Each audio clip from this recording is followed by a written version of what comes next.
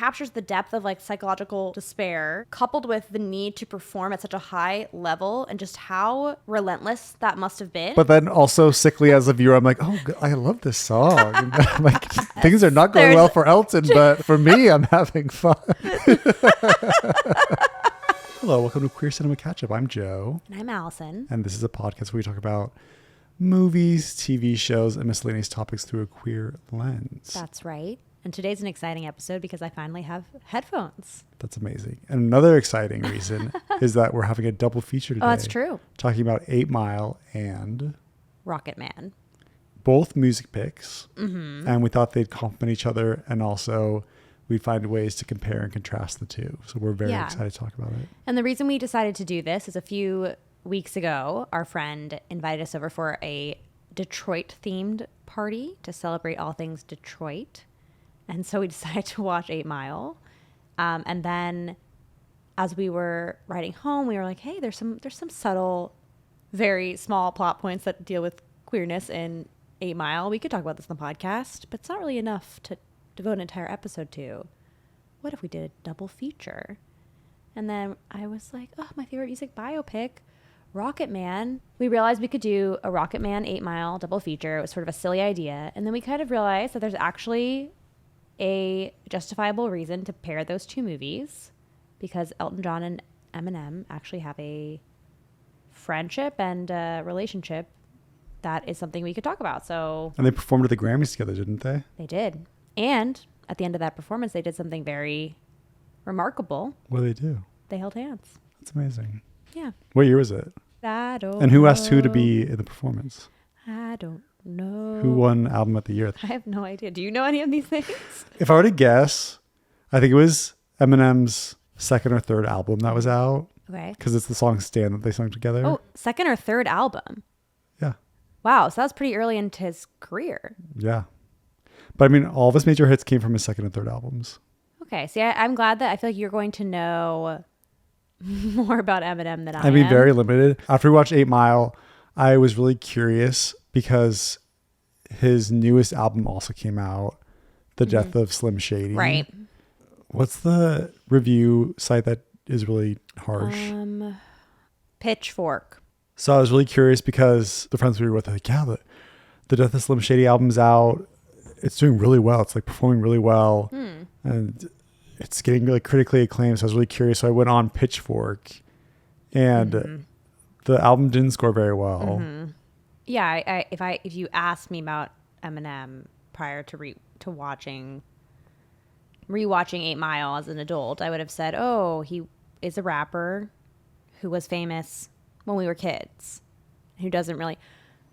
Although, didn't he appear at some award ceremony about 4 years ago, and it was kind of a big deal? He reappeared at the Oscars and performed "Lose Yourself." Yeah, because it was the 20-year anniversary since that song had been nominated. For some reason, he didn't perform it at that concert. Or he didn't perform it at the Oscars then. I see. But it was really strange and out of left field.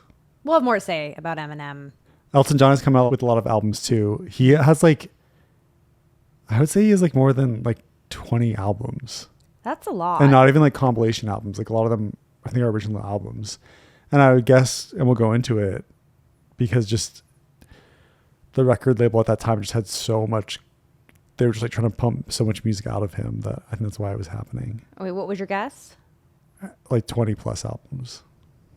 His discography consists of 31 studio albums, 5 live albums, 10 soundtrack albums, 16 compilation albums, 4 extended plays, 3 tribute albums, 4 collaboration albums, and 2 holiday albums. What's your favorite one? I don't know his discography by albums, but more by songs. What's your favorite song? I don't know. My mind just goes kind of blank because he's got so many. But I know the words to almost every single one. Like when we were watching the movie. Okay. What about you? Choose one song. I can't when you ask me point blank like that. What? I don't think about them in terms of names of songs. I just kind of like. Well, just sing one. No. What about you? Well, I like your song, Someone Saved My Life Tonight, Circle of Life, I'm Still Standing. That's a good one. They're all good. All the ones you listed are good. One I didn't know. Someone Saved My Life Tonight. No, I know that one. Circle of Life. Yeah, I don't know that one. From the day we arrived on the planet. The Lion King song, of course. The Circle of Life. Yeah. So Allison isn't as much into music, but she No. appreciates the And emotion that it brings. And I do love Elton John. I just don't think of songs by their name or by their album Yeah. pretty much ever. But I mean, I think the challenging thing with Elton John, especially, even in light of all of that, is the fact that you weren't alive when a lot of his like major albums came out. And then also, you were alive. You've been waiting to tell me that you were alive in the 70s? I didn't want to tell you, but I was actually alive and well in 1976. No, I was just going to say. I just went out of my way to not learn any of the names of his albums or the names of his songs. I was just going to say that my parents didn't like play a lot of music for us. Oh, so it's your parents' fault. No. They played a lot of Elton John. They played a lot of the Eagles. So I feel like I do know a lot of their music because of my parents. Okay. And I specifically remember one of the very first times I heard a song that sort of struck me was Tiny Dancer. Mm-hmm. Do you remember the first Elton John song you heard? I mean, I feel like the one that's ingrained in my memory the most is Your Song because Ewan McGregor sings it in Moulin Rouge. What's your favorite Eminem song? This is embarrassing. I mean, I honestly do like Stan is up there, but it might be Superman. I am sure I know these songs, but I could not tell you a single Eminem song. If you thought I was struggling to name an Elton John song, my mind is totally blank. And just to kind of explain to you how little I know about music, I'm pretty sure for a long time it's not really a story so much as a fact. I was calling Eminem. Eminem. And thankfully no one noticed, but I noticed eventually. And I was horrified. Wow. Very quickly, maybe we could each read the synopses. 8 Mile is a 2002 American drama film written by Scott Silver and directed by Curtis Hanson. It stars Eminem in his film debut alongside a lot of people, but I want to point out Brittany Murphy and Kim Basinger. The film, which contains autobiographical elements from Eminem's life, follows Detroit rapper Jimmy Smith Jr., aka B-Rabbit, played by Eminem, and his attempt to launch a career in hip-hop and music genre dominated by African Americans. The title is derived from 8 Mile Road, the road between the predominantly black city of Detroit and the largely white suburban communities to the north that Eminem originally lived in. How accurate do you think that summary was? I think it was pretty good. I honestly didn't know that 8 Mile is what separated the black communities and the white communities. I did not know that, but I think when we decided to watch it, I looked it up. Okay, Rocketman came out in 2019, and it is the biographical jukebox musical drama that follows young Reginald Dwight, who changes his name to Elton John and collaborates with singer-songwriter Bernie Taupin to become one of the most iconic figures in pop history. Set to his most beloved songs, it's the epic musical story of Elton John, his breakthrough years in the 1970s, and his fantastical transformation from shy piano prodigy to international superstar. Directed by Dexter Fletcher, who also directed another music biopic about Queen called Bohemian Rhapsody, starring Taron Egerton as Elton John, who did his own singing, Richard Madden of Game of Thrones fame, playing John Reed, Elton's music manager and partner, Jamie Bell as Bernie Taupin, Bryce Dallas Howard as Elton's mother, and some other people like Kit Connor from Heartstopper playing young Elton. And I think that summary was pretty accurate, although it was very positive and kind of masked a lot of the darkness that is in the film. But even when it gets dark, I feel like the movie stays pretty light. It's still a musical and uses music as a stand-in for darker emotions. But it gets pretty bleak. So we'd both already seen Rocketman before, but I at least had not seen 8 Mile, and you didn't remember it, or only seen bits and pieces. I think I'd only seen the part in the beginning when he's in the bathroom. Yeah. And then leaves the bathroom and then chokes. That's it. That's the only part you saw. I'm pretty sure, because I don't remember any of the rest of it. Maybe I saw the end, the rap battle. Yeah. Plot-wise, everything kind of blurs together. There's just like a lot of... It always seems like Eminem's bouncing from like driving around with his friends, or he's rapping in the like hangar building or wherever that is, or he's at home in the trailer park at his mom's place. Like those seem to be like the three main locations. I guess for some reason the plot does kind of stick in my mind. I feel like, just to summarize it kind of succinctly, I think in the beginning it's him feeling like he could be a great rapper, but not wanting to step into that world, feeling kind of outside of it, struggling to find a way to kind of sustain his life otherwise, kind of in this job he doesn't care that much about, and being forced to move back in with his mom because his girlfriend has kicked him out, and his mom is in an abusive relationship and has a small child, and it's a small location to live, so it's not ideal. And then it's about him trying to navigate his way through a possible opportunity to become a bigger rapper based on other people's ideas of what that should be. Coming into conflict with a rival, well-connected group, and then ultimately succeeding by owning all of his insecurities. And so you are doing your own plot description after all. You always say you like them. Plus, I think, you were saying you don't remember the plot, but I feel like I do. So overall, what do you think of 8 Mile? And what do you think of Rocketman? Well, I actually really liked 8 Mile. I wasn't exactly like super excited to be going to watch this movie, just because it just doesn't seem like something I would be very interested in. But I forgot how much I love a good underdog story, a good biopic, a very formulaic, which I think both these movies are pretty formulaic, feel-good experience. And I just really appreciated the message at the heart of 8 Mile, which is at the end, he's kind of won the rap battle. I don't know if you remember this, but the very end is a rap battle. And each time he goes, it's like 3 rounds. And each round, he gets to go second and kind of have the ability to respond to whatever the person has said and have time to think and prepare and succeed. But then the last round, he has to go first, which he then very brilliantly thinks of everything that the other guy is going to say about him, how he's too white, he's poor, what are the other things that they say? His friend shot himself. His friends are dumb. Like, just everything you can think about that, quite honestly, is very, very true. He just says, yeah, that's all true. And I'm still good at this. So what are you going to say about that, or something like that? Yeah. And it was just like, oh, that's right. You should just be proud of who you are, or at least even if there are things you don't like about yourself or you are embarrassed about, like, don't hide them. Don't be ashamed of them. Just kind of accept that we're all complicated and flawed. So I really liked that. And then the very end, someone tries to get him, says, oh, you should start hosting these rap nights with me.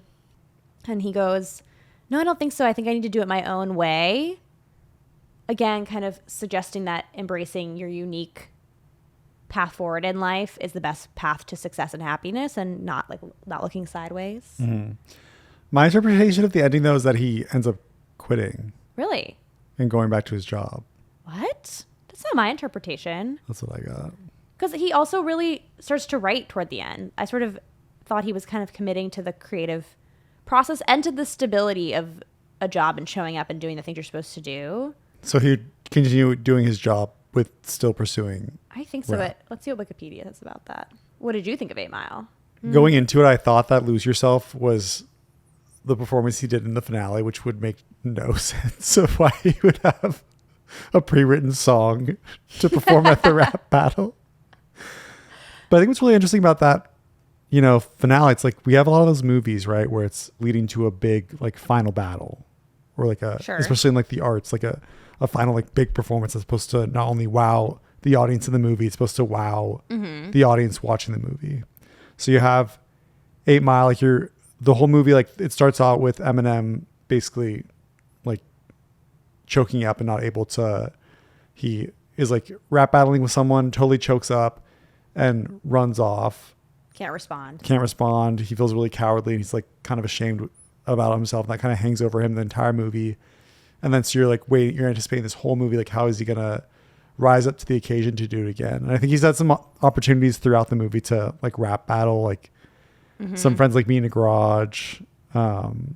like a parking garage. They rap a bit. Maybe there's at work. There's This is an why we're impromptu. talking about it on Queer Cinema Catchup, because of this impromptu work battle one.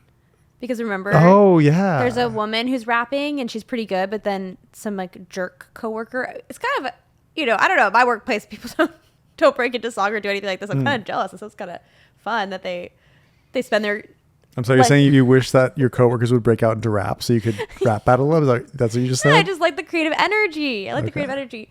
But the one woman coworker is they're at the lunch hut or I think just truck, like a lunch truck. and she's kind of rapping about the injustice of the work conditions. And then this kind of annoying coworker who's Mr. Perfect starts rapping about how she's kind of complaining or something like that. And then he also calls out, and then someone tries to defend him, and then he calls that person gay, and he is gay. But then Eminem, or Jimmy Rabbit in the movie, kind of speaks up, and he goes, hey, just because you've worked here and put up with this your whole life doesn't mean that what she's saying not right. And he's gay, so what? There's nothing wrong with being gay. In fact, you're gay for saying that he's gay or something. The way that you mean gay is the way that is the insult. What you're trying to say is what we should be saying to you. Yeah.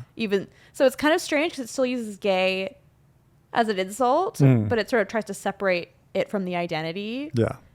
Which I feel like 2002, that's very powerful to do that, especially then. I think it'd be much harder to do. I think now people would be like, to then still be negative about. Let's just not use that word as an insult, you know?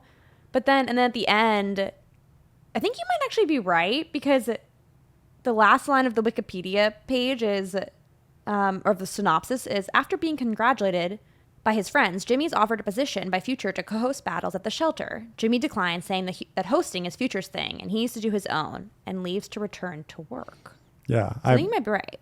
I swear he just walks down an alley and it's like, oh. But I guess my interpretation was he's going to go his own way and he's going to find success, whatever it might look like. Yeah. And it might include rap. He definitely learned a lesson and he accomplished what he needed to in this movie. So I was satisfied enough.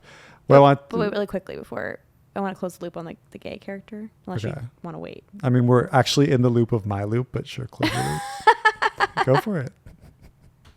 Yeah, but there's multiple loops happening. Yeah. Which loop would be better to close first? Close away. Okay, and then just before you go. It actually opens a really bigger loop. But sure, close this part of the loop. When he defends this guy at work, and then at the end of the movie, where he's starting to do better at work and show up and kind of be the guy he wants to be, he finds out he has this chance to do the rap battle, but he's just accepted a double shift, and his boss has always been very kind of judgmental toward him, like, you're showing up late. People are coming here and fighting with you, like your girlfriend. This can't happen. You suck. But now he's kind of been doing a good job. He's like, if you want a double shift, you can have one. In fact, you can have one tonight. And so he says, okay. Eminem's like, yeah, okay, I'll do it. But then he gets his chance. And so then he goes to the gay character and asks him to cover for him. And he does. So it's kind of this strange allyship. And now we've closed the loop on that. Gay people are always dependable. Always. There's more to say about that, but we'll come back to it. Well, there's a lot more to say because Eminem and homosexuality and Elton John, you can't close the loop on that. And how you want to stop it right there? And That's what you want to close the loop? Interesting. I would have said to leave it open. We left the door open a crack. I thought it was a loop. All right, go ahead. What was your loop? The idea of these movies where the expectation is supposed to lead to this climax in a performance, whether it's I'm trying to think of examples, but things that Bohemian Rhapsody, it's going to lead to the final Live Aid's performance. There's going to be Dreamgirls. What do they do in Dreamgirls? I don't remember. I just feel like it probably. What do they do in Rocketman? Well, I would argue that doesn't happen in Rocketman the same, but they have they show the music video. Yeah. But I guess I'm trying to tie this into a movie that came out recently, Sing Sing, which I know you haven't seen yet. Starring Coleman Domingo. Incredible movie. See it. I feel like it's going to blow up and get a bunch of Oscars. I've seen a bunch of articles about it this past week. Well, the Big Picture podcast was talking about how it's really interesting with that movie is you're learning about these incarcerated people that work in a specific program to be actors and put on plays. And it's an amazing opportunity for them to really be able to keep some of their humanity while they're incarcerated. And this movie, it's like you're seeing them like rehearsing for this, like for their performances, and you think it's going to lead to like this really big final performance in the end. And in this movie, you don't really get that. And in Sing Sing specifically, you don't really get that like final big like performance that makes you feel like all like heartwarming. Like there's still like I'd say there's still like a heartwarming ending to it, but not in a way like it's not like you're like not watching like a final like performance of something, And so I bring that up because in 8 Mile, it's like, yes, it's like leading to this like grand performance, but he wins in a way that's unexpected. And you could even argue that like he doesn't really win in a way because he kind of, I mean, from my viewpoint, he lists off all the reason why this guy thinks he's not worthy of being a rapper, and then he kind of storms off right before the other guy can even perform. Or does the other guy give up first? I think he also says such to the other guy like, I don't belong, but neither do you. You went to prep school and you have like a nice family. He kind of reveals these truths about this guy that kind of also make him an outsider, or at least a perceived outsider, and what our preconceptions about the world of rap might be. And then the guy chokes. There's actually a nice symmetry between the beginning and the end. The other guy chokes. But it's interesting. It's like we have this expectation going to this movie, like it's going to all lead to one big performance, and it needs to be a rap battle, and Eminem needs to win for me to be satisfied. So it's like interesting how they did that. Yeah, I think that's why I really appreciate it, because it was unexpected. Because I was even thinking while we were watching, I was like, how is he? He's going to have to go first. How's he going to win? And how's he going to win in a way that makes me believe, who knows nothing about rap, that he's won? Yeah. It's kind of like they're not going to be able to pull that off. I'm going to be like, oh, okay. And we also only listed off like musicals or like music related performances, but this can go for like sports movies too, right? Absolutely. Like it's always like leading to they're like playing to get to the final game, and you like expect to like watch this like incredible playoff game where you think the team that you want to win is going to lose, and they at the last minute like score in a way that you didn't anticipate that they'd be able to. I feel like narrative surprise, whether that is to completely subvert expectations or to confirm expectations in a surprising way, is the best part about watching movies. Right. And it's the part where you come out of it thinking, wow, that was a great movie. Did you see Flight? No. It's the movie with Denzel Washington, and he's needs to land the plane, but he's an alcoholic. Yes. But my favorite, do you care if I tell you a little bit about that movie? It's very powerful in the end, because the day before his trial, as I recall, and I only saw this movie once, but he actually drinks the night before his trial, which is obviously extremely bad. And so you're expecting this next day for it to implode and for him to fail. To implode in this horrifying climactic way. But instead what happens is he admits that he was drunk and that he's drunk right now. And it's very powerful because you don't expect that turn. And so it stuck with me. And I also feel like that applies to the end of Breaking Bad, when Bryan Cranston sneaks in to see his wife one last time, and you think he's going to say, I did this for us, for our family, his little broken record mantra. Take back my knocks. I no longer am the person that knocks. I ring the doorbell. But he finally says, I did it for me because I was good at it. That was a surprising turn. And it really, those are the moments I think are my favorite kind of moments to watch. Now, to close that loop, will you have to go back to episode 1 of Breaking Bad and describe every single episode in order? Absolutely. Please catch us on another podcast. It's a rewatch of Breaking Bad. Breaking Queer. Breaking Queer. All right, now we kind of have to make it because of that title alone.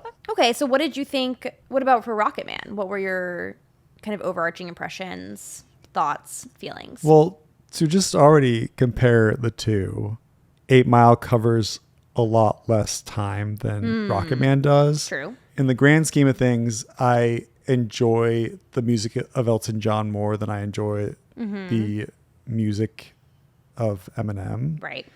And Elton John just has a lot more music out there and a lot of stuff that is, peaked in the top 10. Not to say that you need to peak in the top 10 to be a good musician, but he just has spanned so much time. So the movie quite literally expands his time from childhood in probably like the 40s or the 50s all the way into like the 80s, I think. Yeah, I would say so.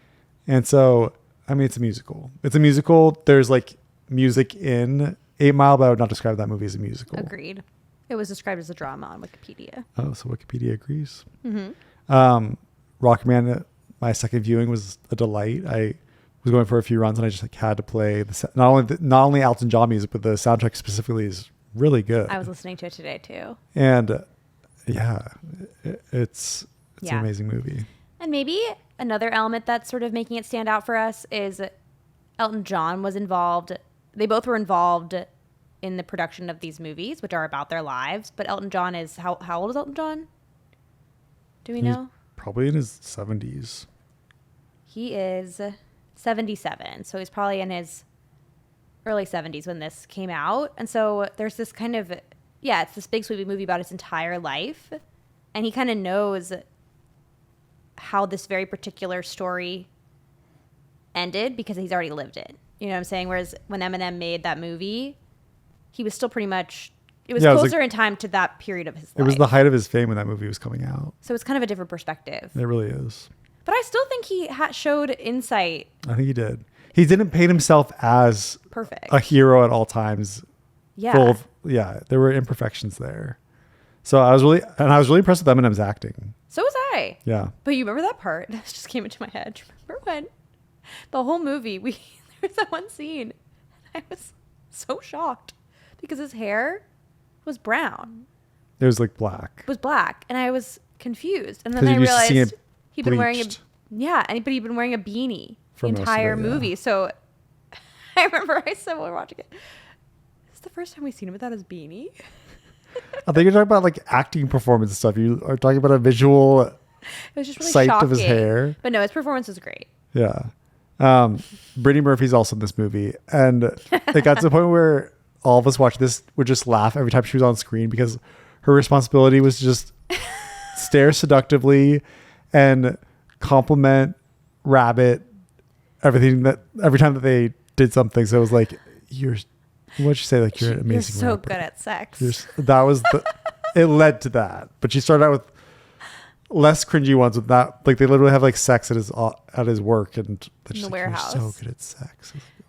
But my favorite part about her performance, and then we watched that SNL skit about 8 Mile, and they perfectly captured this. Every time it cut to her, she was sort of isolated in the frame, and she just was doing this. I don't know how to describe it. Kind of, it wasn't a bad acting choice, but it just totally didn't match the rest of the movie, where she sort of was. What would you say she was doing? She was being very sultry, but she just kind of had this, I don't know, like already knowing East Coast vibe to her that wasn't quite fitting with this Detroit rundown place. But she always had dreams of moving to New York, so I guess it kind of fit in that way. Yeah, I didn't I mean, it was comical, but she's so great. Yeah, or was so great. But would you say she was a Manic Pixie Dream Girl, or was she a twist on the Manic Pixie Dream Girl? You had a good point about that, I remember, after we watched it. I forget what my point was. Oh, I remember what you said. So during this movie, he's kind of hooking up with her. She's encouraging his dreams. And then he sees her hooking up with this other guy who's promised to help him kind of secure an agent. So is his friend. Mm-hmm. So he's very betrayed and upset. And he does beat up that man, which,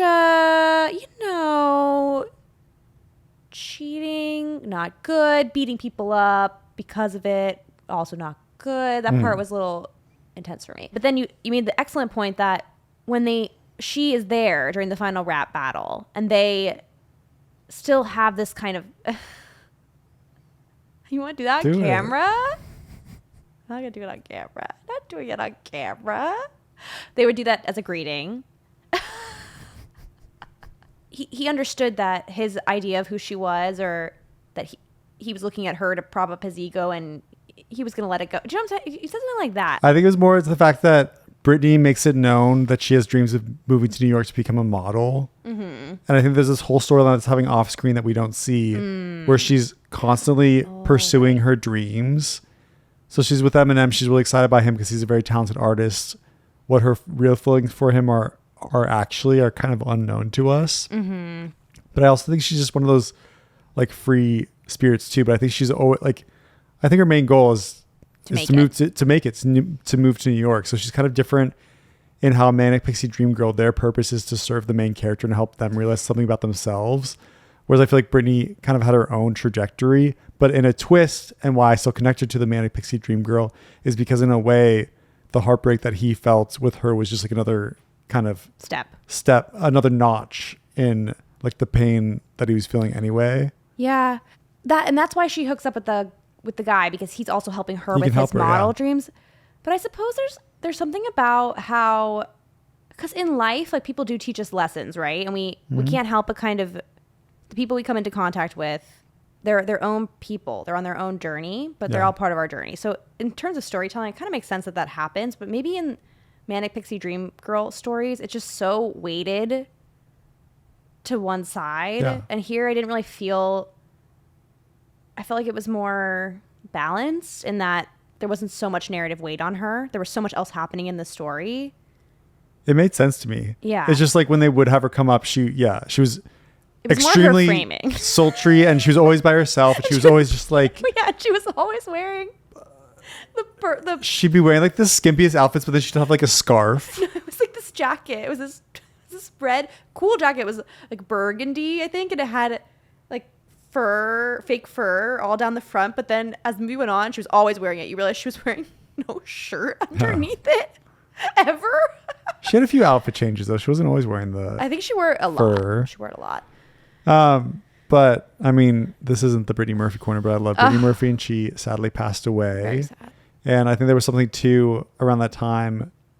Previous to that, like she became most famous through Clueless. Mm-hmm. Before that, though, she had been on Sister Sister in the first season as kind of a bit player. But then as her like rising star was starting to happen in this like documentary that I watched about her, they were talking about how she, always thought she was considered like cute and like adorable, like being in Clueless, like kind of like an innocent girl. And she had a really hard time breaking through. She wanted to be seen as more like sexy and like desirable. That's crazy to me, because I think she's so I think like through like she was very conscious, I think, going from like the 90s into the 2000s, like wanting to fulfill that role. And then so I feel like 8 Mile might be like the height of that, because then I think afterwards she was like in Uptown Girls, which have you seen that movie? Yeah, it's a good movie. I want to watch it again. I haven't seen it in many years. But then, I mean, towards the end of her life, I think her career was kind of going into a downhill trajectory. It's so sad. Uptown Girls, I feel like so many people our age, I feel like every girl I know saw that movie. It was just so the right age to kind of lock you into somebody. Mm-hmm. And I remember being in New York visiting, and then in New York, there's somewhere maybe near the financial district, there's a lot of those ticker tape news banners around on the outside of buildings, or maybe it's the news buildings. And I just remember very clearly seeing like Brittany Murphy dead, and how shocked I was because I was so much younger, and it was really sad. Yeah.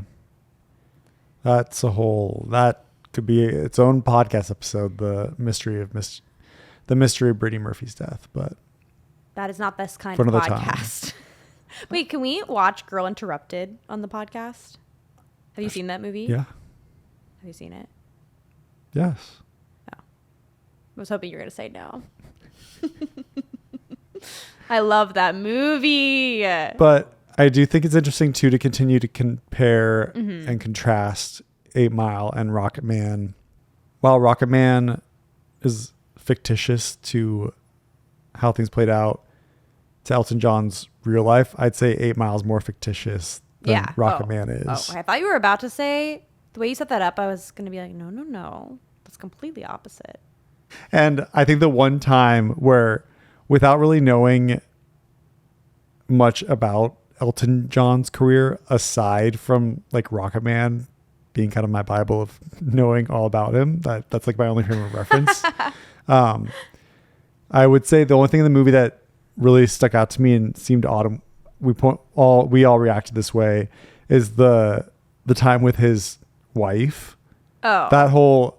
How condensed it was? It was so condensed. Well, I did look. So there's this whole section of the Wikipedia page that corrects the record of Rocketman. And mostly the things that were different was that because it was sort of this, I really appreciate this. I think it's unusual for musicals. They did not tie songs to their real moment in time. And so, for example, in the beginning of the movie, when he meets his songwriter, Bernie Taupin, for the first time, and Bernie's showing him different songs, Border Song is in there. They didn't write Border Song until years later. I don't even know what that song is. I actually don't know that one either. But but the idea is that all the music is kind of taken out of context. Does Crocodile Rock at least fit with the time? I that would don't think disappoint so. me. That's disappointing to hear. I don't think so. Is that the one he played at the Troubadour? Yeah. That was not what he played. That might be my favorite scene in the movie. I love that part. When Elton John, what's the actor's name again? Taron Egerton. Taron Egerton did an incredible job. He really transforms into Elton John. Like, I feel like I'm watching Elton John. And the fact that he just owns singing, his voice is so it's really good. Wonderful. Yeah. And did you know during the credits they wrote a song together, and it's them singing together in a duet? Well, and what's funny is this movie probably came out before Elton John and Dua Lipa's song came out. I think so. Cold Heart, which love that song. Was a massive. I think it was like a #1 hit. It was fantastic. He's still knocking it out of the park. This is from the promotion. I remember when the movie came out at all the award shows, because it was nominated for different awards. Elton would be at the table with Taron Egerton, and every time they would say Taron's name or he would win something, Elton would be so excited. It was so sweet. Yeah, and they have a very wonderful bond. But the part about his wife, just to close the loop on that for you, John met Renata Bloau while she was working as a sound engineer on one of his albums. But it was actually on a different album than the one that's portrayed in the movie. He proposed to her in 1984. They married in the same year, and they officially divorced in 1988. So there was 4 years of time that they pushed through. I just imagine that's probably because, for whatever reason, he wanted to protect her privacy. Yeah. And also, that sounds like it would be a different movie. I don't really need to see their probably would be relationship slowly crumbling. Entirely, and it would kind of be a repeated beat of what happened with his parents.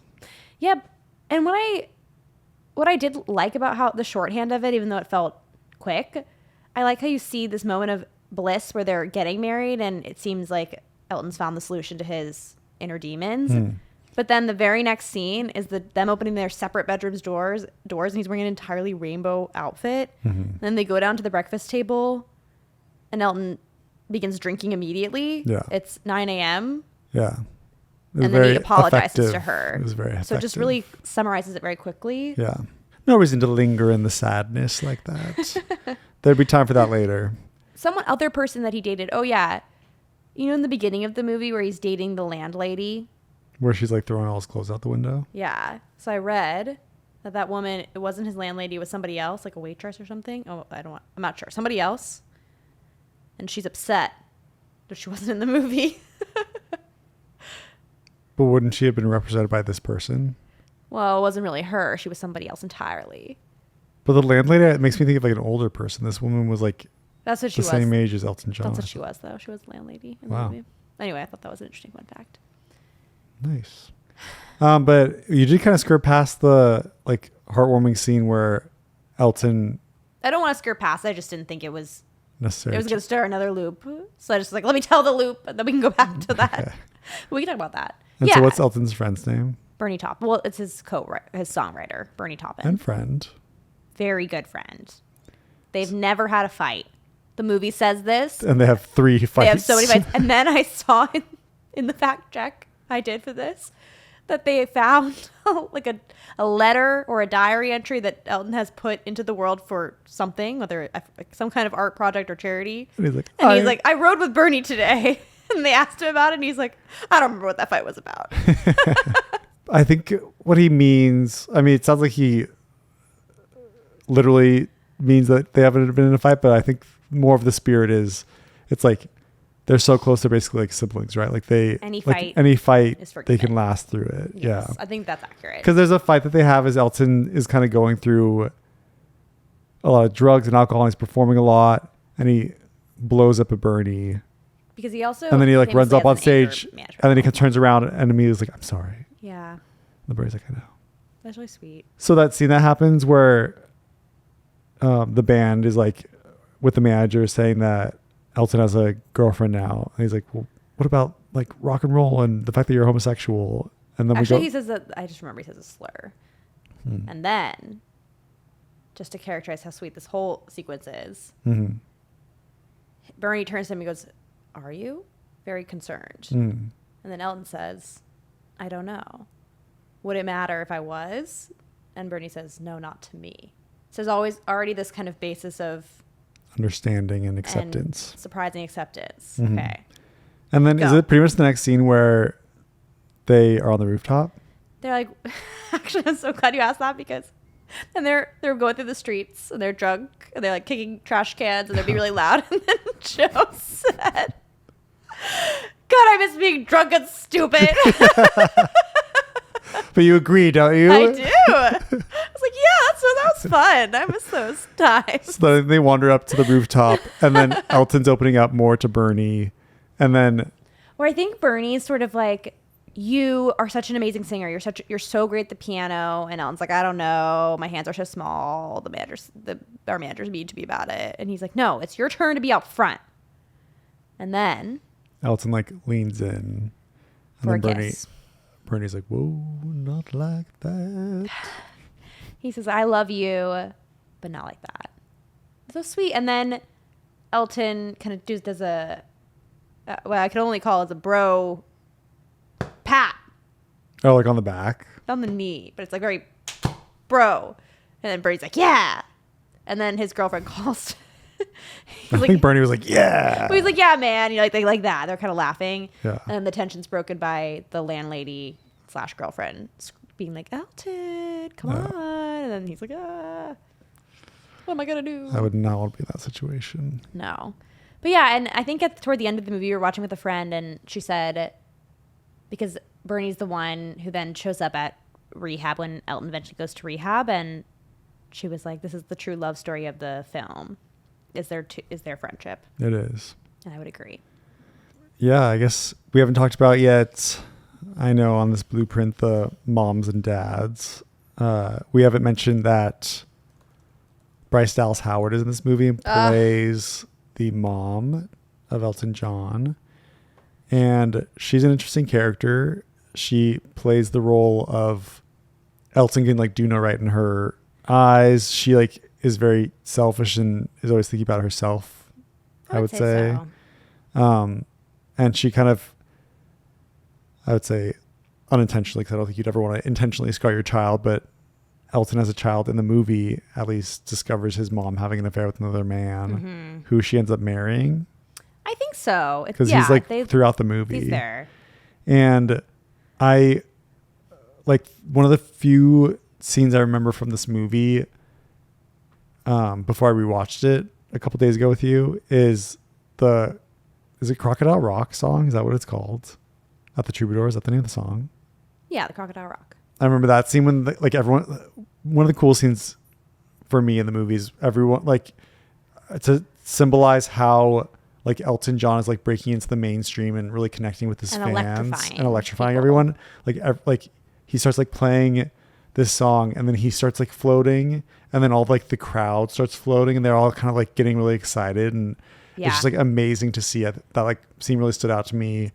And then another scene that stood out, the only other scene I remember is for some reason Elton John is outside on a staircase talking to his mom. He's in a phone and so then I was like, but why would they be like on a staircase outside as an adult?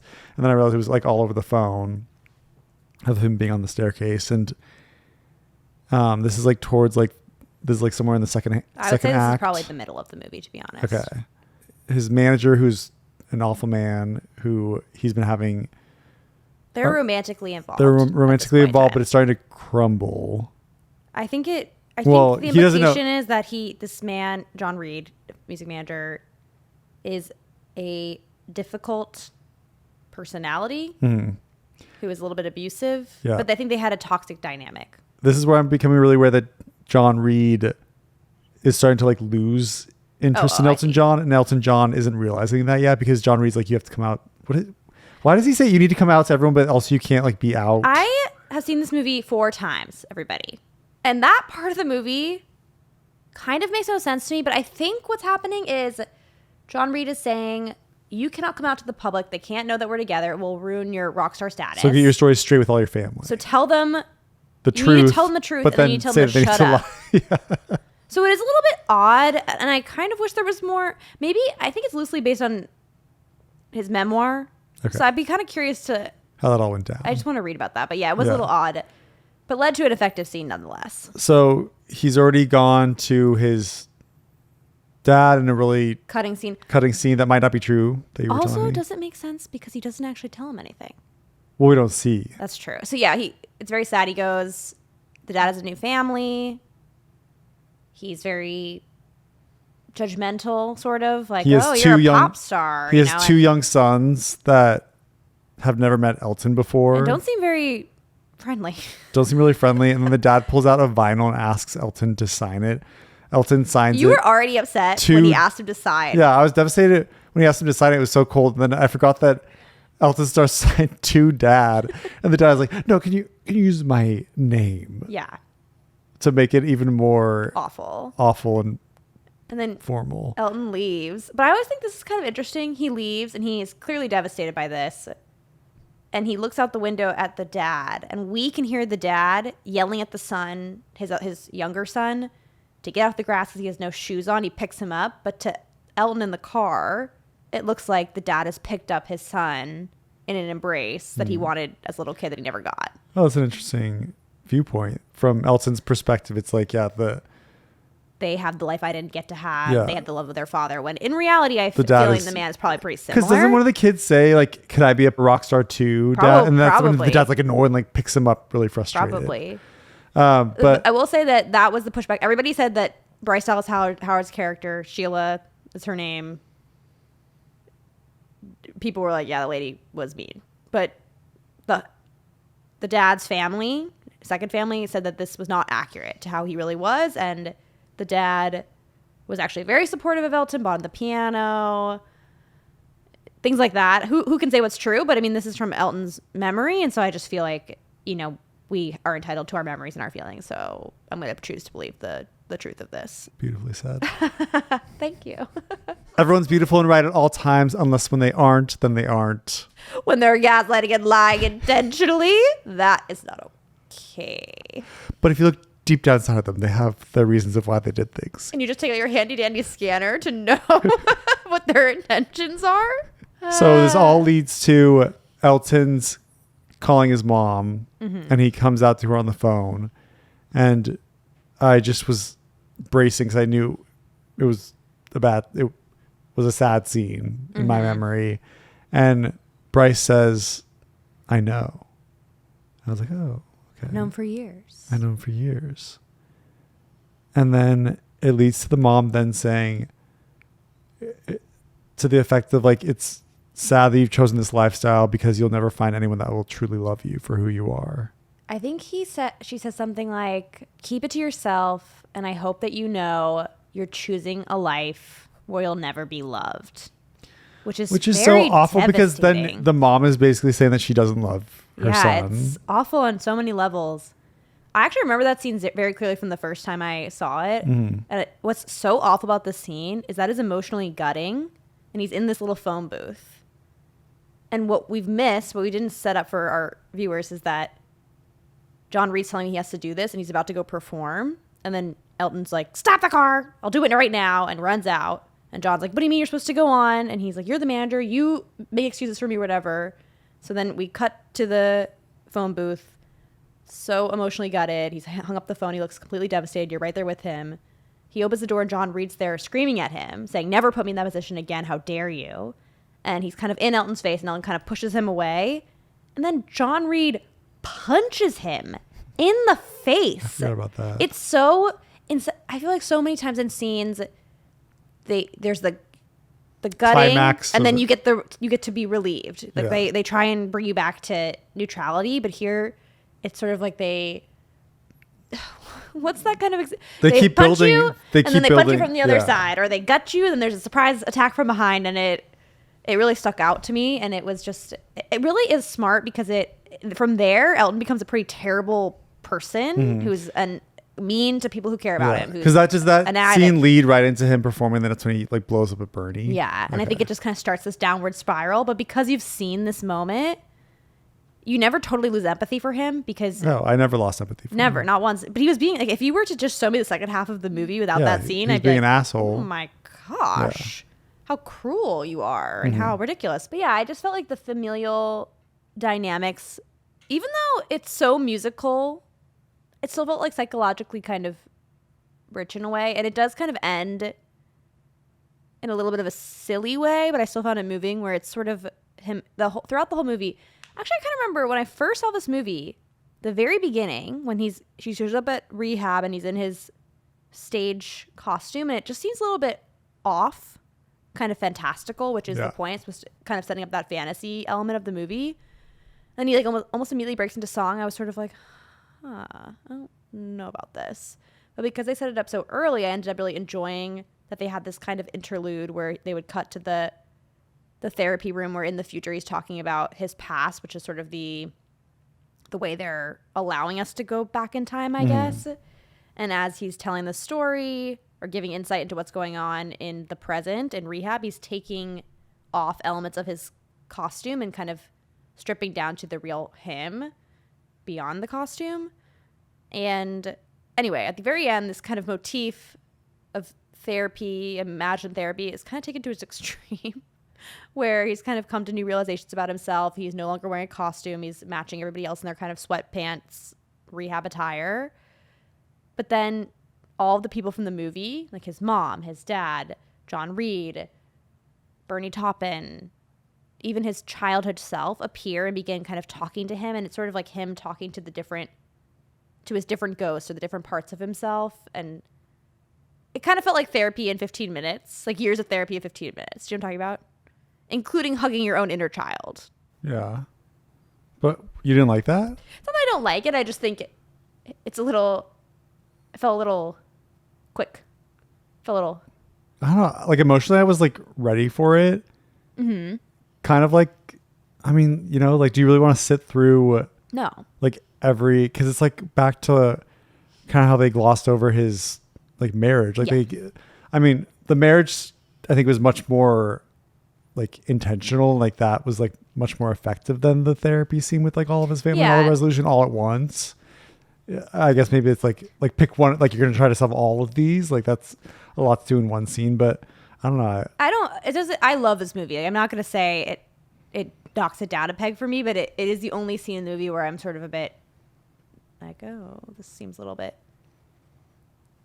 rushed or something along those lines. I can see that, yeah. And some of the dialogue too. And then I do think the little boy is so cute who plays young Elton that it works, but it's just such an obvious like healing your inner child. That's what therapy is, right? And so it just feels a little bit on the nose. That's okay.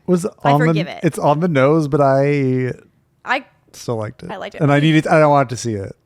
I did want to see it, and I will also tell you something hilarious, which is the first time I saw this movie. Crucial line of dialogue: the little boy who plays the youngest Elton. In the beginning of the movie, his dad has been away, finally returns home. Elton's very excited. His dad's listening to music, and he comes into the room, and he's like, you need to be quiet if you're going to stay in here with me. And then Elton picks up a record and says, Dad, look, this is my favorite one. He's like, don't touch my things. And then Elton goes, or Reggie Dwight at this time goes, when are you going to hug me? Because he's been gone for a while. And the dad's like, don't be soft. Which is horrible. It's terrible. But he was so British, this little boy. And when he said, when are you going to hug me? I had no idea what he said.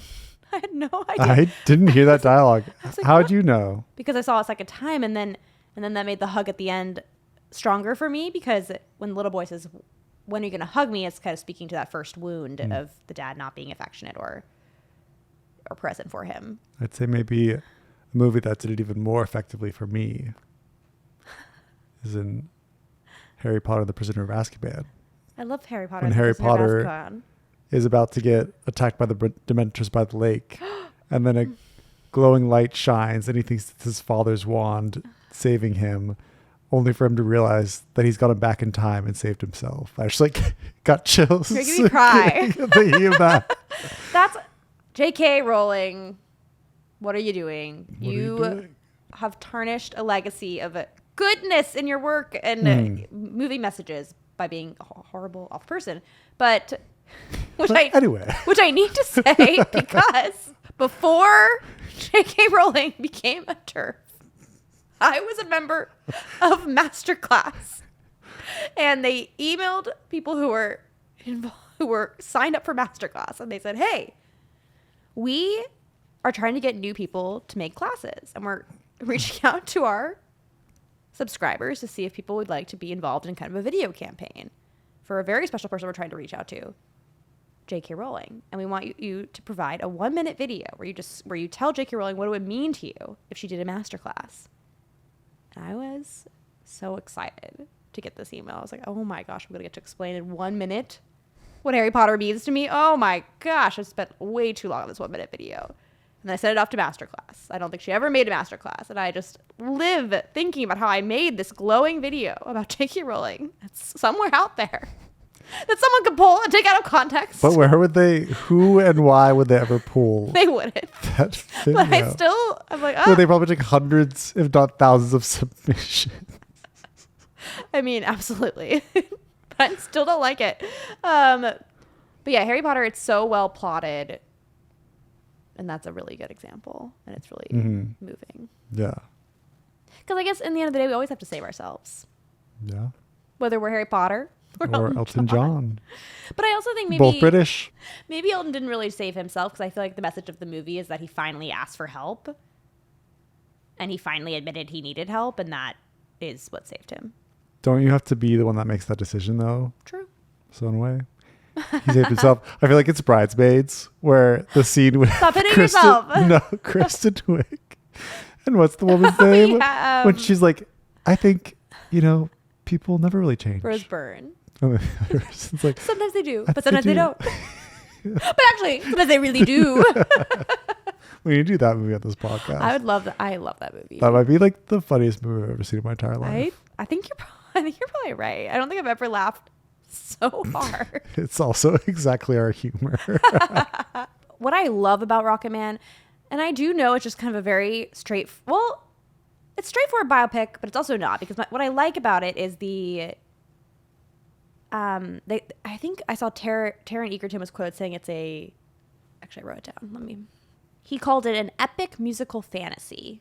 Taron Egerton called Rocketman an epic musical fantasy. And I would completely agree with that. And that the way they use music, we've already said it's not tied to the literal history of how this music was developed. But in addition, lyrics are changed. Different characters get to sing different parts of the songs that reflect their emotional state. So it kind of weaves Elton John's music into his own emotional journey and the other characters' emotional journeys. And I really love that. And two of my particularly favorite moments. The first is when, actually, you know what? Maybe the midpoint of the movie is there's this big party for Elton, but he's just not interested in it. He's very angry and frustrated and kind of isolating himself. Bernie comes to see him upstairs with these two girls, and Elton kind of... I mean, the whole party starts off right with him discovering that his partner is receiving oral sex from an assistant. And then his family shows up. And they're rude to him. Not long after his mom basically said, "No, we'll ever love you." Is that before? I guess it comes be after. Okay. Yeah. Yeah, she was pretty awful. But oh my gosh, I'm just opening up too many loops. But the thing I do like about the mom is an aside, and I think the movie did a good job, and so did Bryce Dallas Howard. It's careful to show scenes where she is struck by Elton's talent and or feels endeared toward him. Yeah. They're few and far between, but they exist. Well, so it's a complicated relationship. I felt that, but especially because every time it would happen, I also be like, I just love how the mother loves listening to Elton. I really want to make sure you noticed. I was still, it's not like I was, I mean, it's kind of awful because she's always often at Elton, but I was always kind of excited to see her on the screen. Well, she's so, I think I said this during the movie, but apparently at the premiere, and I think it premiered somewhere at some big festival, big round of applause. Elton's there. He goes up to Bryce Dallas Howard at the end. She's kind of nervous because she played his mom, and his mom kind of was awful to him. And he goes, "Hey, you were really a bitch." So I think she captured it well. But and it's kind of delicious to see someone be like that. Yeah, she was really good. My favorite way that the music operates in this movie, and I think that kind of sets it apart, one of my favorite scenes, is at this party when all this negative stuff has just happened. He dismisses his friend. He's isolated up in his bedroom, drinking a lot, and then he goes for a bunch of pills. And then he's down in the center of the party by the pool, and he's on the diving board. And he goes, "And now for my next act, I'm going to kill myself," and attempts suicide. And then they end up using this kind of fantasy sequence where he's under the water and his younger self's down at the bottom, and they're singing Rocketman toward one another. But it starts out in a way where you can't really tell what song it is, right? Like, it sounds kind of alien. Like very symphonic, orchestral. Ooh. You can't really tell what's going on. And then you kind of realize, and I think his younger self is at the very bottom of the pool wearing an astronaut helmet, looking up, playing a little piano. Really like visually mesmerizing. I was like reflecting on it more. It's like very obvious now looking back, but it's like Rocketman, he's like floating in the water, he's like floating in space in a way. Like I think it was just like very like creative and visually smart. And then it all kind of becomes medley because it goes from him like being in the pool, like singing with his younger self, then all the people like jump in the pool together. But they're almost like dancers, even though they're rescuing him. Yeah, they rescue him. He gets pulled out. He like the song's still continuing as he's like getting pulled in the gurney. And John Reed's like screaming at him like, "You selfish bastard!" And then his mom's upset behind him. They push him in the ambulance, and then the ambulance goes to this like warehouse, but it's supposed to be a hospital, very obviously in the terms of the costuming. Yeah. And then they're singing Rocketman and kind of like pumping his stomach, doing almost a dance with the gurney, and then they're shoving him out on stage in the Dodgers stadium outfit, which is one of his most iconic looks, and he has to immediately go back into performing, and it's still the same song, and it ends with him catapulting into the air and becoming a firework, and then landing on a plane, coming back from a concert having no idea where he is. Yeah. Whoa. It was really well done. Whoa. Yeah. And what's so impressive is like this movie just feels so refreshing, but I feel like it didn't get as much praise as Bohemian Rhapsody did, which doesn't make any sense to me, but it's the same director. But Bohemian Rhapsody came out before Rocketman. And so it's just like, it's really exciting to see. Maybe again, I think you had mentioned how the director felt uncomfortable with Bohemian Rhapsody since the lead singer of Queen had passed away, so he didn't get to really share in the story. Is that what you were telling me? I think that was more about the way Freddie Mercury's sexuality was depicted, where it wasn't as explicit. And I do remember there's a scene where he tells his wife that he's bisexual, and then they, break up or whatever, but in a very loving way. But I guess people felt like it was very tame and not true to who Freddie Mercury was. But then the director was saying, well, Freddie Mercury has passed away and he's not here to speak to the record or to have a say in this movie. And so I don't want to depict it in that way. But I do feel like that kind of moves close to the line of, I don't want to make him seem too gay. Yeah. Because being gay is bad. He's not here to say that was true. But I mean, he's now making Rocketman starring another gay man. I know. I don't think it was intentional, but just the subtext. Yeah. So the pool to the hospital to the Dodger Stadium to being in the airplane, all these like the airplane, and he comes to, and Bernie's basically saying that he needs to take a break, right? Yeah. And so it's really interesting because I couldn't remember in the movie. It seems like, oh, this is all like leading to the final like act when Elton realizes he's gone overboard, but no, there's like still so much more that comes, and like Elton again, the movie's just like him like reaching down. Really, like, it reminds me of Flight in that way. I guess a movie about addiction has to do that, where it has to just spiraling down. Like the song Benny the Jet starts playing, and he's like at an orgy, and it's just like he's like that. I felt was a little bit less effective. That wasn't as effective, I agree. But it's like this idea I thought was interesting because it's like you think of like sexual liberation, like, and how like this idea, it's like I mean, like the whole concept, I guess, of having sex with multiple partners is like that. It's like you're like open-minded and can like really explore, but here it's like you're free. But here it's like it's more like he's lost himself. Yes, in a tangle of bodies. In tangle of bodies, And then again, like that whole idea of where he like came to on the plane. I feel like there were some other moments where he came to and like, didn't really know where he was. It just really captures the depth of like psychological despair, Mm-hmm. coupled with the need to perform at such a high level, and just how relentless that must have been, and how there was no time or space to heal his mind or attend to his emotions. But then also sickly as a viewer, I'm like, oh, I love this song. And I'm like dancing to him. Like, yes, things are not going well for Elton, but for me, I'm having fun. But I do remember reading at the time this movie came out, some people said that they felt the montage with all the bodies in the club was insulting or not, because it in Bohemian Rhapsody does something very similar where it ties sex to like the final, to the darkness. Like, I need to, and whatchamacallit, Bohemian Rhapsody. Yes, because as I recall, when Freddie's at his lowest point, all the other band members have families now and are very like responsible, which I believe was not very accurate. Mm-hmm. And he's being kind of debaucherous, and then the waiter at this party he's throwing, shows up, and they have this like kind of wholesome, cute interaction, and ends up becoming someone he ends up seriously dating, and like introduces to his mom at the end. But it does kind of code, like you need to find a way to be more heteronormative. Yes. If not the partner you choose in the lifestyle around it. And it's like, I get it, because on the one hand I'm like, well, maybe I'm more traditional, but also I don't think that's the right message. Yeah. So I get conform. Why people, you can be gay, but only in a certain way. Yeah. Not too gay. You have to be this gay. You need to be married. Never talk about sex.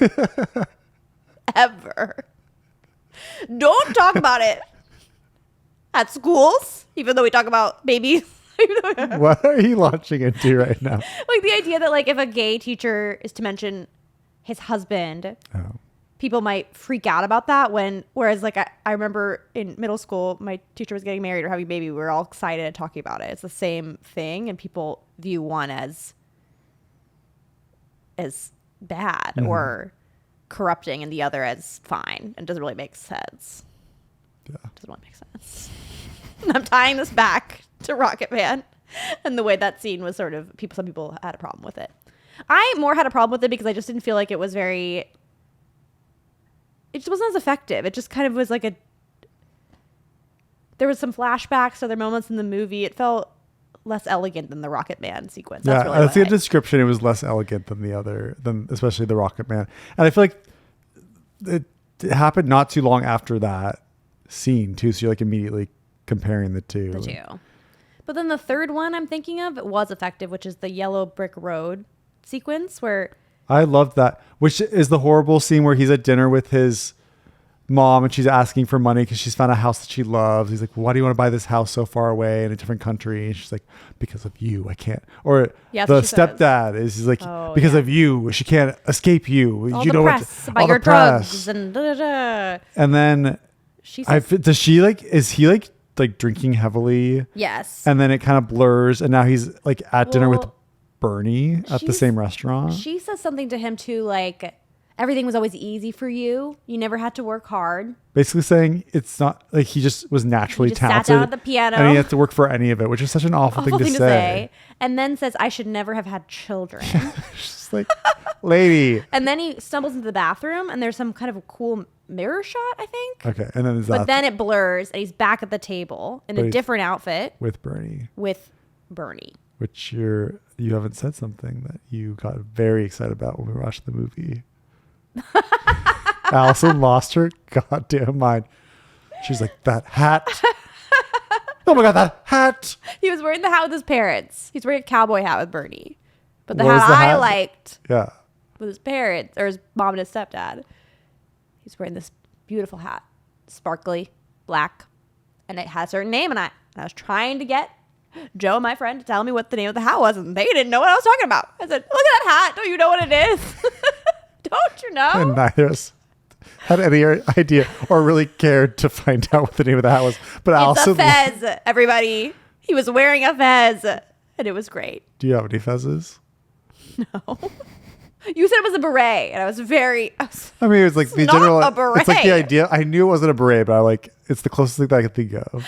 I was just hoping it would, spark some conversation and lead you onto the path. But you ended up having to Google it. I did. A fez. Yeah. It did have a long feather in it too. He had a few fezzes. I think that Elton John Fezzies. gave Taron Egerton a few pieces of jewelry and other things, sunglasses, Including feathers. No, but the one earring he's wearing in one scene I know is Elton's real earring. And He looked, and what's the actor's name? Taron Egerton. It's Taron so strange to Egerton. me because then during the movie you said, "Is that Taron Egerton?" And I was like, I don't. I said, I couldn't get his first name right, but I got Egerton. And I was like, "That's right," but I could not produce his name. But then I read it, and now it's really stuck in my head. Taron Egerton. He's really handsome in the movie.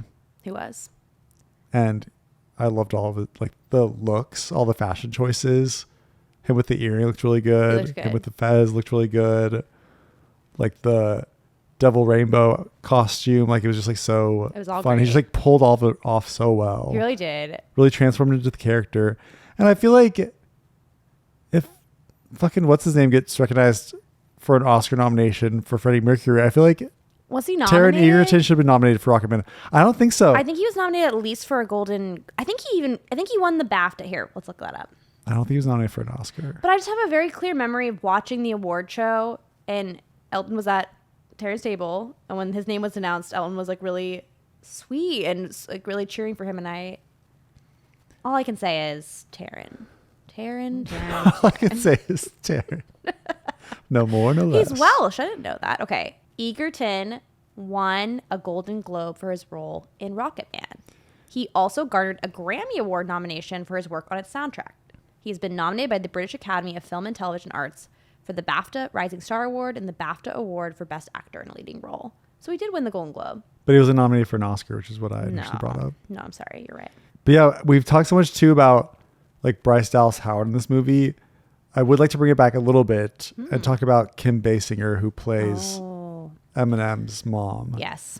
And I think we've talked on previous podcasts about Kim Basinger's performance. We briefly mentioned on National it. Anthem. We talked about it a bit. But she's like very much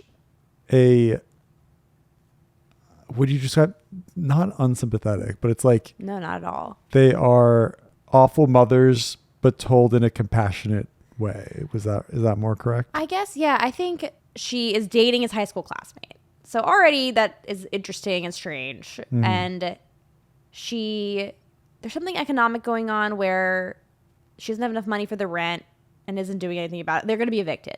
And she also has a small child, and Eminem's really more taking care of the child. I think she also is an alcoholic or struggles with alcohol.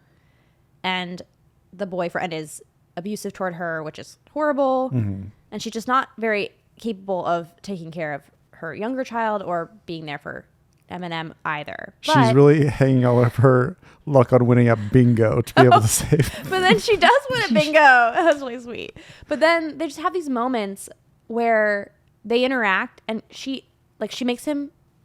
She does not make him spaghetti and meatballs, as we kept waiting for, because apparently Eminem sings about spaghetti and mom's spaghetti and Mom's meatballs. spaghetti. Well, just mom's spaghetti. Oh, just mom's spaghetti. But she makes it something else, like a pancake or something. Yeah, what? It was she something does make breakfasty or waffles. Yeah. And then also, I don't remember now, but there was a scene where they had a nice heart-to-heart. And you just kind of understand, like, people are complicated, right? Even...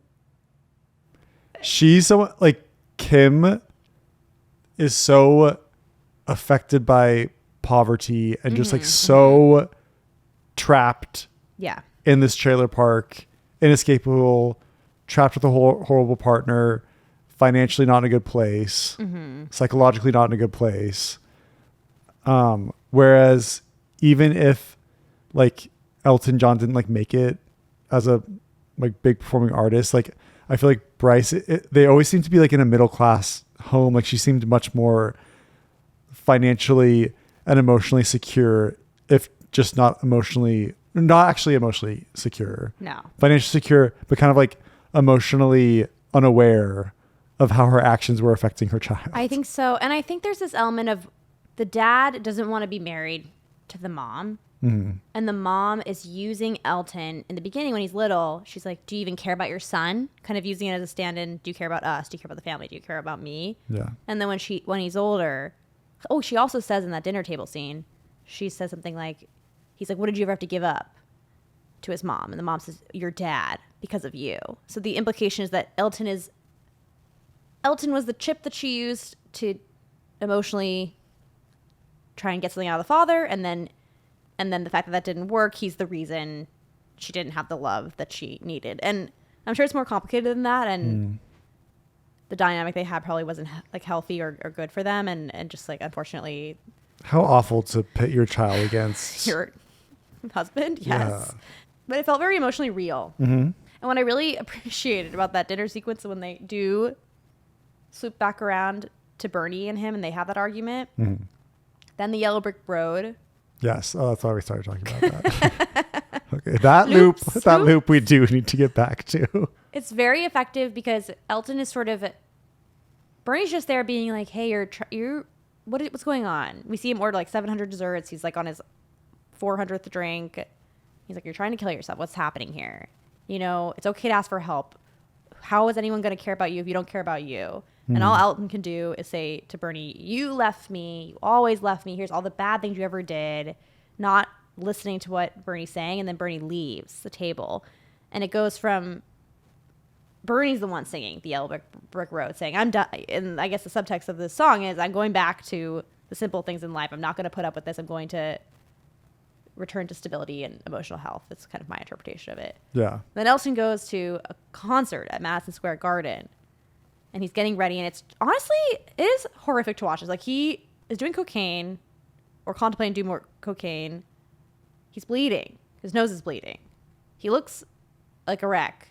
And you know, it's kind of that moment of like, oh gosh, is this like gonna just get worse? But then all of a sudden Joe pointed out, hey, he's wearing the costume that he wore when he went to rehab in the beginning of the movie. And I said, you're right, Joe. And then... Did you were you surprised by that? Or? No, I was excited that you noticed. Okay. And then... That feels very teachery of you. No, Joe, I think you're onto something. That is very good. Good that you noticed the very obvious no, I was excited. devil rainbow suit. I would not notice something like that in the first... your second viewing. I wouldn't notice. Yeah. But then... he starts singing he finishes the Yellow Brick Road song and leaves the stadium. And I really liked it because his little production assistants are in the background freaking out because he's leaving the show. And then he gets in the cab and he's kind of hunched in the back singing the song. Yeah. And then it goes to rehab, and then you kind of see the very first shot of the movie again. And again, just an excellent use of music. It is. To just, because it doesn't really explain what shifted. There's no moment where you understand why he's changed his But I think you've mind. just seen like all these horrible things happen. And I think this final, like, there's been a couple blow-ups with Bernie. Oh, when he had the heart attack. That's what, remember? After Elton? the fight? Yeah, remember after the fight, he goes back to his house and he's really upset. And you said, how much darker can this get? He was sitting on the steps in the dark and he was going, you're so stupid. Why'd you do that? And you're like, oh my God. And then he goes upstairs and he has a heart attack. Oh, right. And so then that kind of gives wow, they don't continue. They stop the song. They have this whole little interlude with the music playing in the background, and then they let him finish the song. What a cool use of music. Yeah. Whoa. I'm bowled over. Yeah. Should we just start from the top? Let's keep going. That's why I bought this movie. Let's watch Rocketman again. A side note, it took them 2 decades to make Rocketman. Elton John, his husband, wanted to make it for a very long time. Justin Timberlake, at one point in time, was signed on to play Elton John. I don't know about that, guys. J.K. Rowling, Justin Timberlake, the timing of things. I guess my only other points were music biopic. Why are there so many of them? There are so many of them. I just saw today there's going to be a new one about Boy George. There's a new one all the I know time. nothing about Boy George. I know. I know he captured someone and tied them up. I did not know that. I wonder if they'll include that in the movie. Is Boy George involved in the music biopic? Is Boy George, hasn't he passed away? No. I'm pretty sure he passed away recently. Oh, he did. I would say rest in peace, but now you've told me he abducted someone. Let me see if that's actually true. Comma, chameleon. Yeah, I just feel like there's been so many. Tina Turner had one. Whitney Houston had one. Freddie Mercury.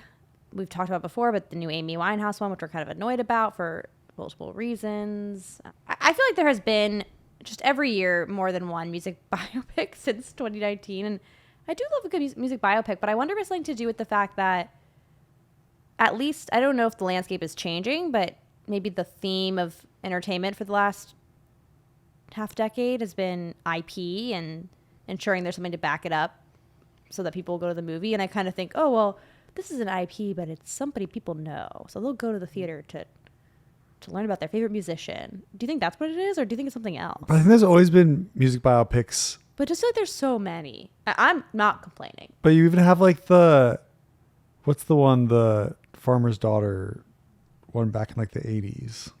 The Farmers. Loretta Lynn. Oh. Coal Miner's Daughter is Loretta Lynn's biopic. But in the 90s, you had Selena. Then in the 2000s, you had Walk the Line. You had Ray. And then more recently, we've had Elvis, Rocketman, Bohemian Rhapsody, Back to Black. But do you see what I'm saying? You I guess it's like escalated. It just seems like there's a lot of them. I mean, in my like rush Googling right now, it's only showing me stuff from the 2000s. So I'm sure if I did some digging, I could find more stuff. I just think I'm not opposed at all. I say bring them on. I just think it's culturally interesting that. Oh, there's going to be a Madonna biopic. That should directed by Madonna. Really? Which I would be kind of excited to see. And you know who's supposed to star in it? Her daughter. The woman from Ozark. Oh, the girl from The Americans. Julia Garner would play Madonna. I'm interested in that. And I think it would be really good. I think if they can do it right, I think Madonna leading it, I think it would be really interesting to see. I think that would be good because I and through her perspective too, I think it'd be really cool to see. That's what I like about Rocketman and 8 Mile is that they're so heavily involved. Yes, even though that does, of course, bias the story or explain it through a very particular point of view, but I feel like film is a medium that demands a specific point of view. Yeah. And so it's a better story when someone go in with conviction. Tell your story, Madonna. I'll be there. Yeah. What's your favorite Madonna song? I don't know. Name one song. Like a Virgin. That's your favorite? No, that's the only one I can think of. I don't know. What's your favorite Madonna song? That's hard. There's Ray of Light, which kind of the whole album transformed Madonna and kind of brought her into the mainstream again. As previous albums, she was starting to fall out of the zeitgeist. But then you also have Hung Up, which was a refresher in the mid 2000s, which again kind of revamped her career. Oh. And then I think now she's always been kind of like on a slow trajectory, never quite returning to the heights that she did. Do you think that's because, and it's very hard to be a woman, period, in entertainment in many industries, but do you think it's because she is trying to project a sexuality that is not that is the same as the sexuality of her youth instead of kind of being herself? There's like two sides to it, right? Like I think there's people out there that are being like, Madonna should like just accept age and age gracefully. Mm-hmm. But I think there's another side of it too, where it's like, why does a woman have to give up I guess her sexuality? Mick Jagger's up there on the stage doing yeah, the Mick same Jagger. old thing. And so I just feel like like many like rock star men are just like getting to continue at it. But I still feel like for both of them, for all genders, you can still be sexy as an old person, but you hopefully change and evolve as a person. So it's just strange to try to not change up your act is the same. Seems off to me. I just think the character of Madonna is like an unachievable, unattainable woman, and I feel like her like continuing to pursue that is admirable. It's kind of admirable. I know it's kind of fucked up, the obligation to have so many facelifts and plastic surgery and always trying to shape your music around what's popular at the time, but I think she just continues to push boundaries and she demands to be respected. I do respect her. And I'm excited for this biopic because I love music biopics. I'm a simple girl. We were going to talk about censorship and how this movie was censored, by Delta Airlines and in different countries, which is wrong.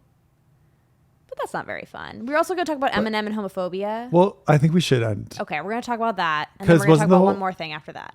Because what happened with like Eminem and his music, he was using a lot of like slurs against homosexual people. Yes. And then he also had really bad problems with addiction. Yes. And do you know who reached out to who? Did like Elton reach out to Eminem? Did Eminem reach out to Elton John? I think it's been long rumored that Elton John was Eminem's sponsor, AA sponsor, but never confirmed until Elton John wrote his memoir, his biography. Elton John and Eminem's friendship kicked off at the 2001 Grammy Awards when they performed Elton's song, Stan, which is the origin, fun fact, of the word I Stan You. Did you know that? Yeah, but it's Eminem's song. That's what I said. You said Elton. Oh, no. And also, that can't be the first time that they met. I don't know. It says that. Because my understanding of it is that Eminem was very, like, using a lot of slurs, and then Elton came to him and helped him, and through their friendship, then they performed the song together. I don't know, because it's saying here they became friends when they met immediately upon meeting. Eminem didn't even know Elton was gay. In 2004, he told MTV News, "Of course I heard of Elton John. I didn't know he was gay. I didn't know anything about his personal life. I didn't really care. But being that he was gay and he had my back, I think it made a statement in itself saying that he understood where I was coming from." And then so at the end of the performance of Stan at the Grammy Awards in 2001, they decided to hold hands, and they said it was Eminem has a quote saying it was a statement. I guess I'm seeing captions from the Graham Norton show, and it seems that was the case. They became friends from that, and actually, it's like the public's perspective that had it wrong, that thought that Eminem was really homophobic, but actually Eminem was not. And I feel like that kind of continues to back it up, because when we were at our friends watching 8 Mile, we started watching clips of Eminem afterwards. Oh yeah, that was cool. And he's in the movie The Interview, which I completely is a like blank spot in I remember the movie, but I like forgot it existed until I was watching this clip, and Eminem's in it, and he's like live on air with the now canceled James Franco, and Eminem's like talking very casually during the interview, and then Eminem like casually says, "Yeah, it's probably because I'm gay, I didn't realize it at the time." And then it's like the like Seth Rogen's there, they like realize that Eminem's coming out and on they cut their to the newsroom, and they're all like, "Did he just say? Yeah. Wait,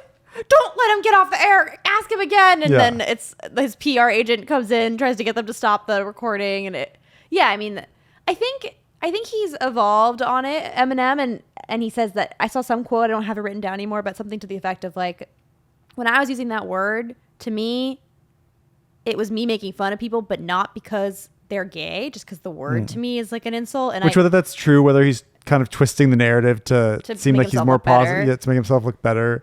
But I think he's definitely turned around now. Now, I think there is continued controversy, because I don't really know on the death of Slim Shady, but I know the character, like there's Marshall Mathers, I think is his real name. And then there's Slim Shady, the kind of like the character that from like his early days with the bleach blonde hair. Yeah.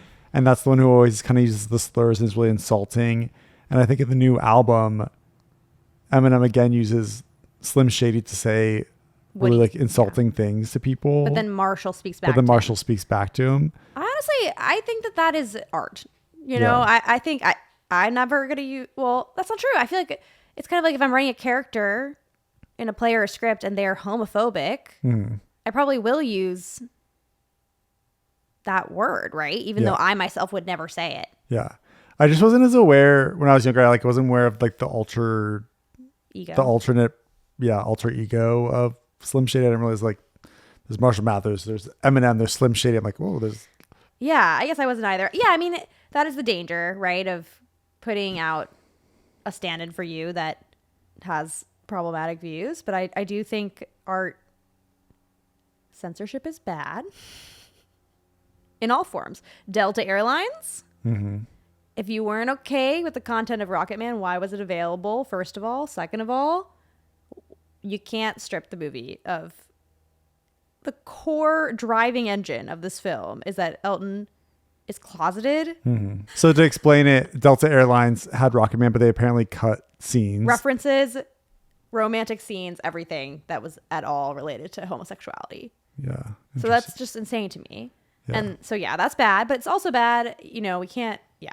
Do you remember though, like being on airplanes when you could watch movies, like they would have the TVs in the middle aisle and like everyone was watching them together. Yeah. So there were all these movies that were edited for flights. And I feel like that was always comical, like what they would choose. Yeah. Or how they'd censor it, or like, I think that's what you'd get at that time in like the 90s and the early 2000s when they'd like replace words with non-swear words to like censor it. I think it was pretty comical. Yeah, that is pretty. But I don't think Rocketman was much later, and now we have private viewing screens.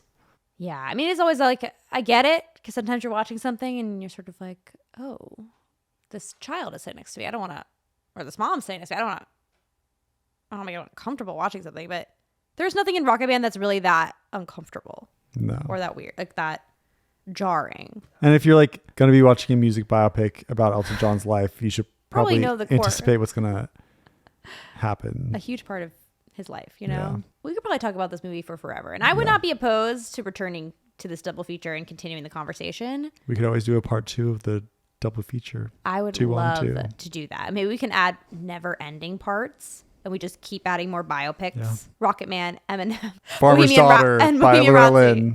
And then what's the Bob Dylan one we were talking about? I'm Still Here. I'm Still Here. We just keep adding them on. I'm Not Here. I'm Not Here. I love this idea. But before we go, we have to talk about one thing, which is that we actually got to see Elton John in concert. In his farewell concert, we were very... At Dodger Stadium, which is why I'm wearing this t-shirt today. And that's why... I don't have anything Dodgers, but I have this Dodgers hat that I bought. Joe always has props, and I never have any props. We were filming a video earlier today that came out a long time ago, and I had this shirt, like I was gonna do just like a shirt change, and I was like setting up one of the cameras, and I like see out of the corner of my eyes like Allison's like hunched over and like scurrying past me. I was like, what is she doing? And she's like, well, you have props. I have my own props. And I was confused. There was just like there was one running shoe on the floor. I was like, well, what's the prop? She's like, my running shoe. To let people know that I ran 9 miles today. That is not what happened. That is what happened. Not what happened. What happened was we were talking about what we were going to talk about on Double Catchup Mondays. Yeah. And I said, oh, you can talk about pickleball. And I can talk about running. And then I saw the Dodgers shirt, which I thought was a pickleball shirt. So in my mind, I thought you were going to talk about pickleball and hold up the shirt. And so I was like, well, fine. Let me put my shoe over and I could surprise you, be funny. But well, I have a prop too. It's my stupid little shoe. And I make a joke about myself having a shoe. So that's really what it was about. I should know it's so competitive, the show and tell of it all. It really isn't. I just thought it'd be funny because you're always prepared with props. There was the one time I pulled out a toilet paper roll and a printer. But you seem to be more annoyed that I was doing that than... No, I was delighted. I was acting for the camera. But anyway, I have a prop today and I'm happy about that. But yeah, we saw Elton John. It was really fun.